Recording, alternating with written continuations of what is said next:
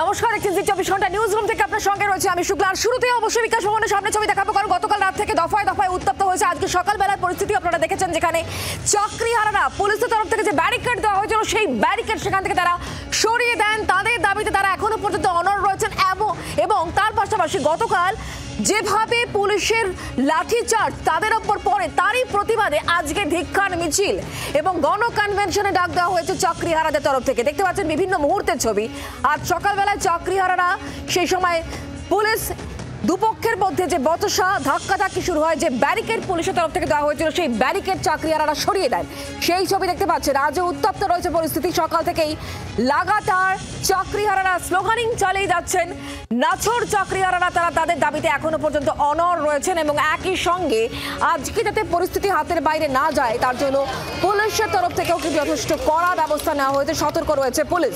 বিভিন্ন মুহূর্তের ছবি দেখতে পাচ্ছেন। গতকাল যেভাবে দফায় দফায় উত্তপ্ত হয় পরিস্থিতি এবং আজকে সকালবেলাতে নতুন করে উত্তেজনা সৃষ্টি হয়, আর তারপর পুলিশ এসে পদক্ষেপ নেয়। কিন্তু পুলিশের তরফ থেকে যে ব্যারিকেড দেওয়া হয়েছিল শুরুতেই, চাকরিহারারা সেই ব্যারিকেড কিভাবে সরিয়ে দিয়েছেন সেই ছবি এই মুহূর্তে দেখতে পাচ্ছেন। এখন কি চলছে আমরা জানবো, কথা বলবো। রণয় এই মুহূর্তে আমাদের সঙ্গে রয়েছেন একেবারে সরাসরি। রণয়, কি চলছে এই মুহূর্তে? চাকরিহারাদের তরফ থেকে আজকে যে ধিক্কার মিছিলের আয়োজন করা হয়েছে, একই সঙ্গে গণ কনভেনশন রয়েছে, এখন কি চলছে?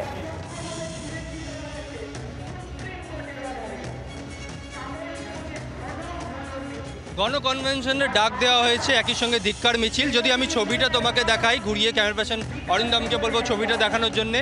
অর্থাৎ সাধারণ মানুষ, তাদেরকে আহ্বান করা হয়েছে, বিভিন্ন রাজনৈতিক দলের নেতা নেত্রী তাদেরকেও বলা হয়েছে আসার জন্যে পতাকা ছাড়া। অর্থাৎ এই মুহূর্তে তুমি দেখতে পাচ্ছ স্টেজে বক্তৃতা যেরকম চলছে, তেমনি যদি ক্যামেরাটাকে আমি ঘুরিয়ে দেখাই চারপাশে বহু মানুষ যারা দূর দূরান্ত থেকে এসছেন, শিক্ষক শিক্ষিকাদের পাশে তারা দাঁড়িয়েছেন। এই মুহূর্তে সেই ছবিটাও তুমি দেখতে পাচ্ছ। শিক্ষক শিক্ষিকাও রয়েছেন, এখানে একজন শিক্ষক রয়েছেন। আপনারা এইভাবে রাস্তায় দাঁড়িয়ে রয়েছেন, আন্দোলন করছেন, আইনি পথেও তো যেতে পারতেন, রাস্তায় কেন আপনারা নামলেন? আইনি পথের লড়াই তো আমাদের চলছে। আমরা হাইকোর্টে হেরে গেছি, সুপ্রিম কোর্টে আমাদের একটা খারাপ রেজাল্ট এসছে। যদিও সরকারের সৎ ইচ্ছা না থাকার জন্য আমরা হেরেছি। আমরা সাধারণ যে চাকরি প্রার্থী আমরাও পিটিশনার হয়েছিলাম, কিন্তু যেহেতু মেন এখানে পার্টি হচ্ছে সরকার আমাদের হয়ে সেভাবে সওয়াল জবাল করেনি। সরকার আলাদা করে আমাদের যে আমরা যে আনটেন্টেড বা নট টেন্টেড বা টেন্টেড নয় সেভাবে আলাদা করে লিস্ট দেয়নি। সরকারের ওপর কি ভরসা রাখতে পারছেন না? কারণ মুখ্যমন্ত্রী তো নিজে আপনাদের সঙ্গে কথা বলেছে, তিনি বলছেন স্কুলে যান, পড়ান, যদি এখন গরমের ছুটি চলছে, তার ওপর কি ভরসা রাখতে পারছেন না সরকারের ওপর?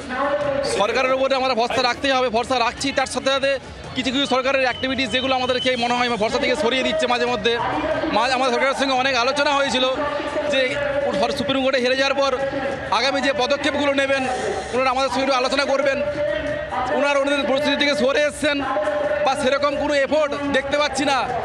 উল্টে আমরা বিভিন্ন রকম খবরাখবর পাচ্ছি যে আমাদেরকে পুনরায় পরীক্ষায় বসানোর চক্রান্ত চলছে। আপনারা পরীক্ষা দিতে চাইছেন না কেন? আমরা পরীক্ষা দিতে রাজি আছি, কিন্তু একই চাকরির জন্য দ্বিতীয়বার পরীক্ষা দিতে রাজি নয়। যেহেতু এই পরীক্ষার জন্য আমরা অনেক পরিশ্রম করেছিলাম এবং পরীক্ষার যাবতীয় ক্রাইটেরিয়া ছিল গভর্নমেন্ট কর্তৃক প্রদত্ত, সবগুলো আমরা একটা একটা করে অতিক্রম করেছি। আমরা বিভিন্ন জব ছেড়ে এসেছি, আমরা প্যানেলের নাম লিখেছি এবং চাকরি করেছি, 7 বছর চাকরি হয়ে গেছে। আমরা নিজেদের লাইফটাকে এবারে জাস্ট বুঝতে শুরু করেছি, সংসার করেছি, বাবা মা সব কিছু দায়িত্ব এখন আমাদের মাথার উপরে। তখন আমরা ব্যাচেলার ছিলাম, সে মধ্যেই এফোর্ট দিয়ে পড়াশোনা করেছিলাম। সেই এফোর্ট দিয়ে কি পড়াশোনা করতে পারবো? এই মুহূর্তে আপনারা বলুন, সাধারণ মানুষের কাছে এই প্রশ্ন আমার, সেটা কি সম্ভব? আমি আমাদের সমস্ত যে সমস্ত আমলা মন্ত্রী আছে তাদের সঙ্গে থাকো। একদিকে যখন তারা বলছেন সরকারের ওপর ভরসা আছে, তার পাশাপাশি সরকারের সদিচ্ছা নিয়েও তারা কিন্তু প্রশ্ন তুলছেন। সঙ্গে থাকো রণয়।